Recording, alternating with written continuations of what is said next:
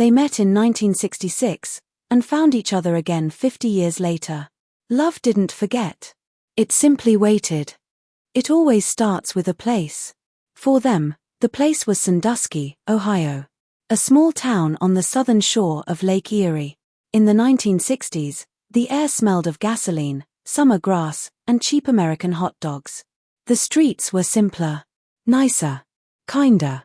Michael and Linda didn't fall in love in a dramatic way. There was no lightning, no sudden realization. It was slow, like those lazy summer evenings when the sun sinks very gently into the lake. They met in school in 1966. He sat 2 rows behind her, always pretending he understood math better than he actually did. She sat close to the front, not because she liked school, but because she liked people. Their first real conversation happened by accident. They were both leaving the old Palace Theatre downtown, the one where the manager played the Beatles on the speakers long after the movie ended. The song was Here Comes the Sun. Linda was humming it while walking outside. Michael said quietly, "I like how you hum." She turned around, surprised. "You were behind me?" "Yeah. I didn't want to interrupt." She smiled. Not a girly smile, a calm, confident one. "Well, you just did." They laughed. That evening, they walked 3 blocks together. Just walking. Just talking about nothing, about the way the Lake Erie breeze always felt a little salty. About how every Saturday, the Beach Boys played from every garage radio on their street. He asked, "Do you think our lives will be interesting?" She answered, "If we don't become boring." He liked that line so much he wrote it later in his notebook. Over the next months, they began meeting without planning it. At the local diner Mel's, where the floors were always sticky and the coffee tasted like burnt water. At the football field bleachers after practice, where the metal always felt cold even in August. They never used the word couple. They never used the word love. It was all between the lines. An elbow touch. A glance that lasted a little longer. A breath that was almost a whisper. Everyone in school saw something between them. But they didn't rush. The future felt, back then, like a big open highway with no traffic. They believed there would be time. A lifetime of time.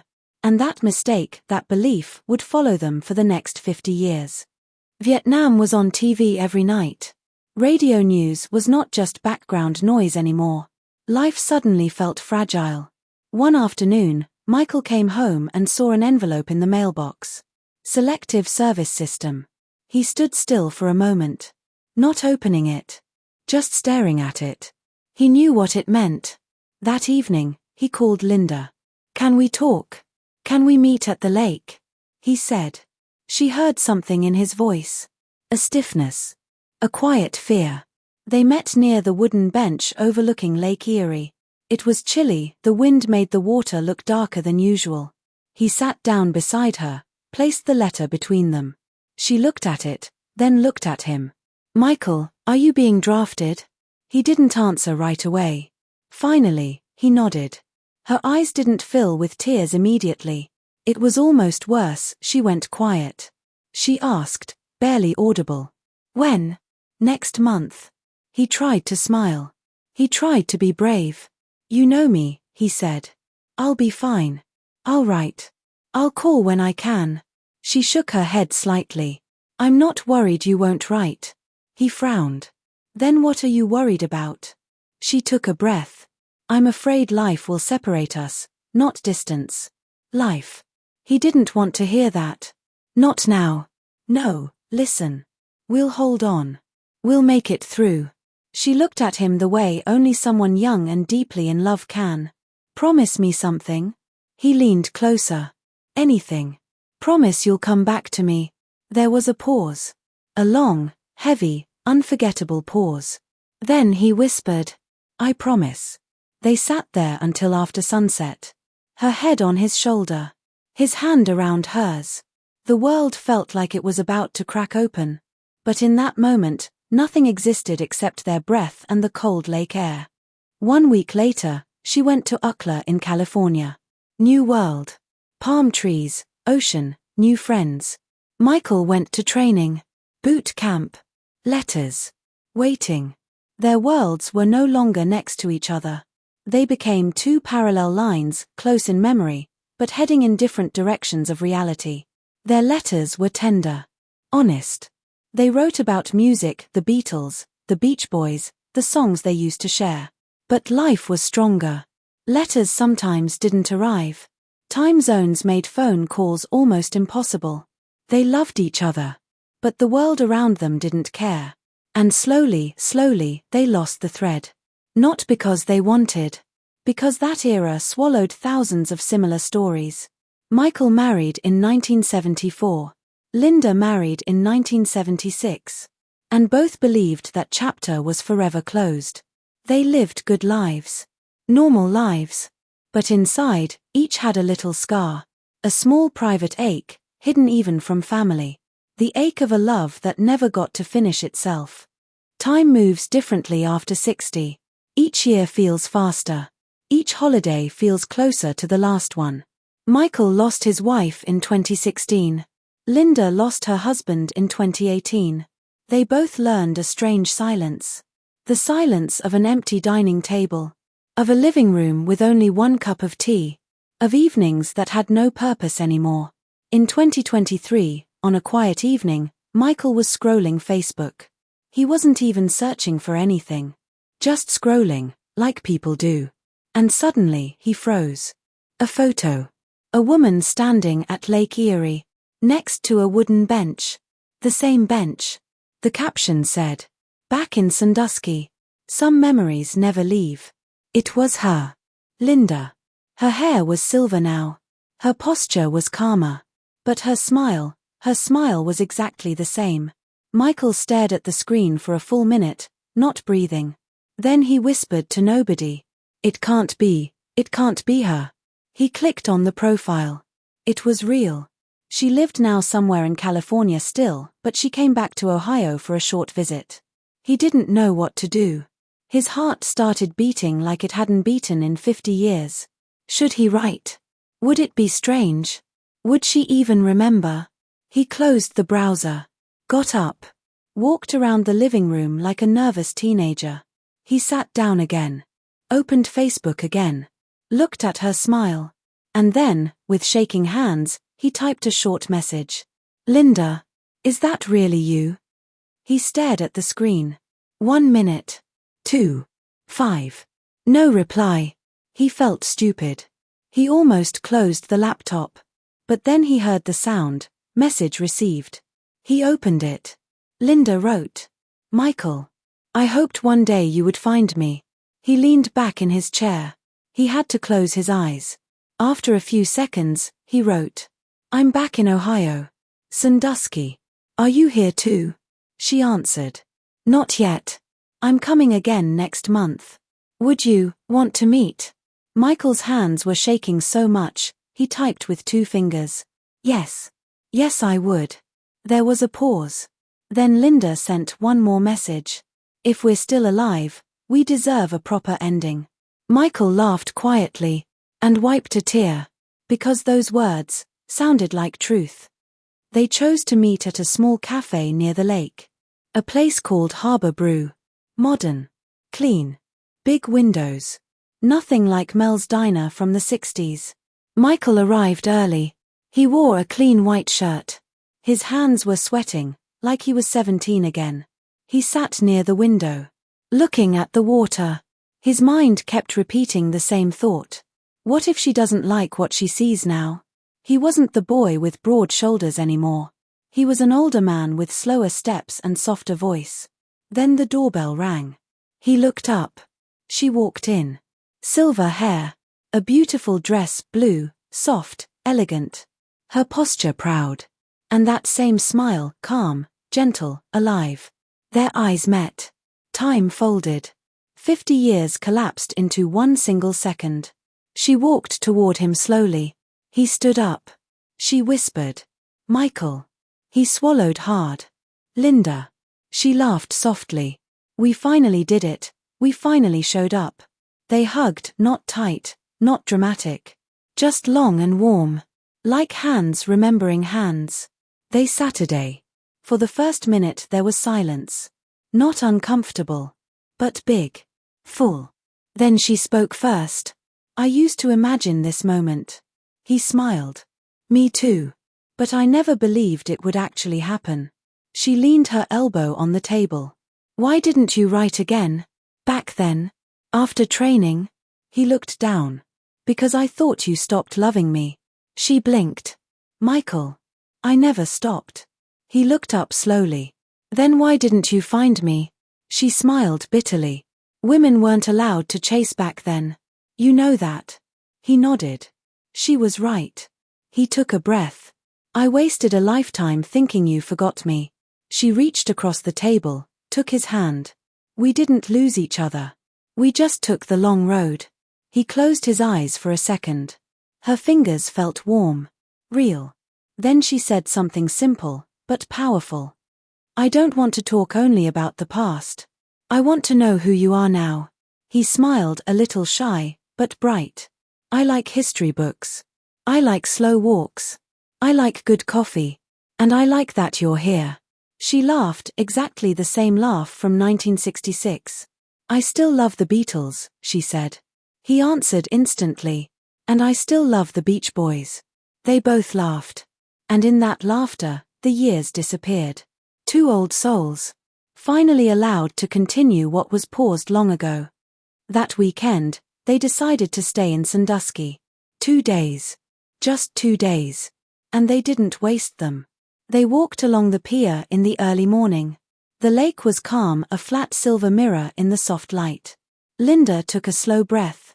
I forgot how fresh this air used to be. Michael nodded.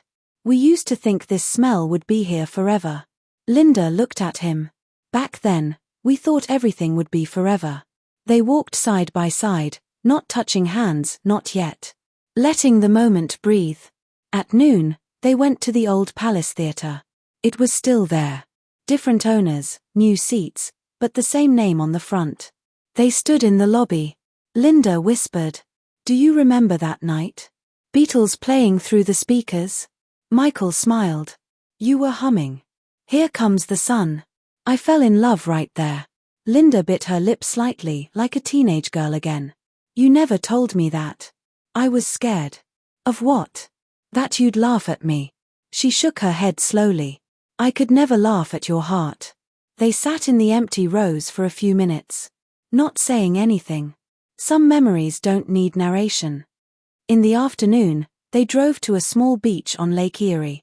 The same area where they used to sit on an old wooden bench, now the city had replaced it with a newer metal one. They sat anyway. Linda took off her shoes, placed her feet in the sand. Do you know what the hardest part of losing someone is? She asked. Michael looked at her gently. What? Your home becomes quiet, in a way that feels like punishment. He nodded slowly. When my wife died, I started eating dinner standing up. I couldn't sit at the table alone. Linda looked at him with a soft sadness. I used to sleep with the TV on, just to pretend someone was breathing nearby. Their eyes met.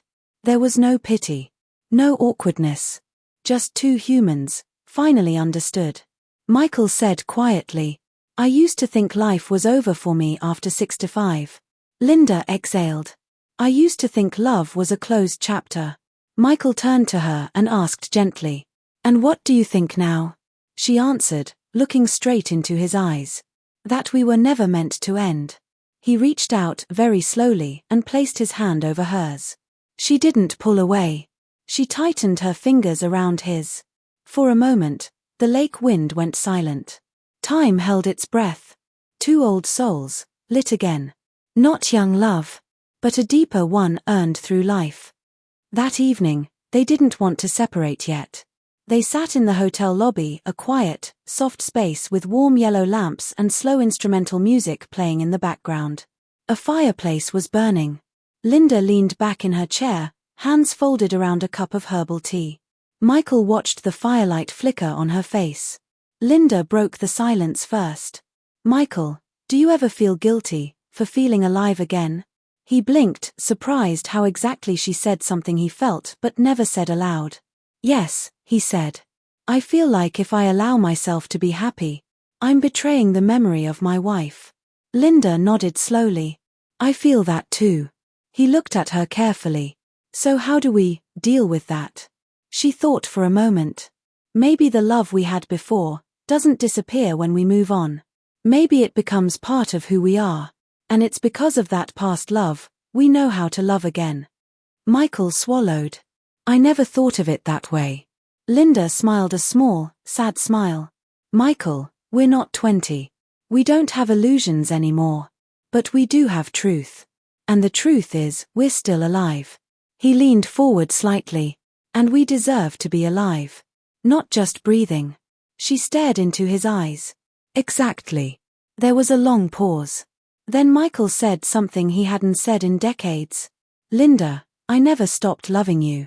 I just learned to live with the hole where you used to be. Linda's eyes filled with tears, slowly, gently, like water rising. I always hoped you would come back somehow. Not literally. But I hoped life would bring you back into my world, just once, before the end. Michael stood up slowly, walked to her side, and sat next to her.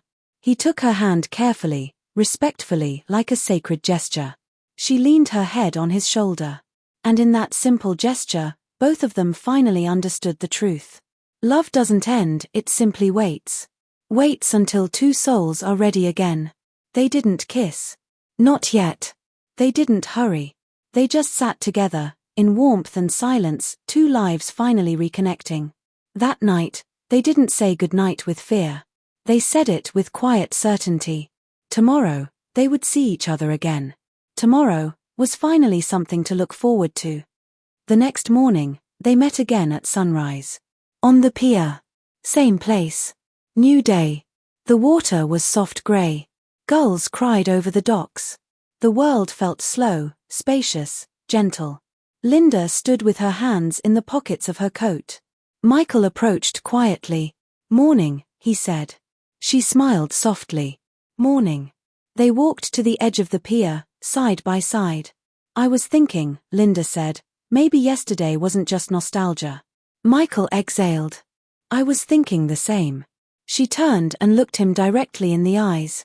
We can't just let this be a memory again, Michael. Not twice. He nodded. So what do we do? Linda looked out at the horizon. I live in California now. A small town near Santa Barbara. She paused, then added. It's quiet. Beautiful. Warm almost all year. Michael smiled. I've never been to California. Linda lifted one eyebrow. Would you come? He took a breath. Do you want me to? She laughed. Michael. If I didn't want you to, I wouldn't ask. He looked at her the way a man looks when he knows he's been given a second life. Then yes. I'll come.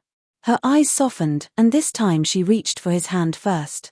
They stood there, fingers interlocked. Two old souls. Not choosing the past, but choosing the future. Linda whispered. I don't want to spend the last chapter of my life alone. Michael answered, voice steady, warm. Then don't. She closed her eyes from the power of that sentence. Then she looked up and asked, Are you scared? Michael nodded. Yes. But it's a good kind of scared. Me too, she said. He smiled. I think that means it's real.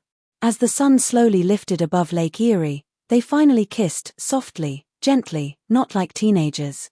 But like two adults who have lived entire lives. And still choose each other. Not for drama. Not for a story. But because this time, they understood what love is worth. 3 months later, a plane landed in California. Michael stepped out into warm air. Palms swaying. Pacific breeze salty and sweet. Linda was waiting at the arrival's gate. Not nervous. Not shy. She walked to him. And hugged him like someone who already knew where he belonged. They didn't rush to marry. They didn't hurry to define things. At their age, labels didn't matter. They simply lived together in a small house near Santa Barbara. Quiet mornings. Coffee on the porch. Beach walks at sunset. On Sundays, Michael read history books aloud while Linda watered her flowers. They didn't chase excitement. They chose comfort. Peace. Presence. One evening, they sat on the back porch watching the sky turn orange. Linda rested her head on his shoulder. Michael, do you ever think about all the years we lost? He placed his hand on hers. Sometimes.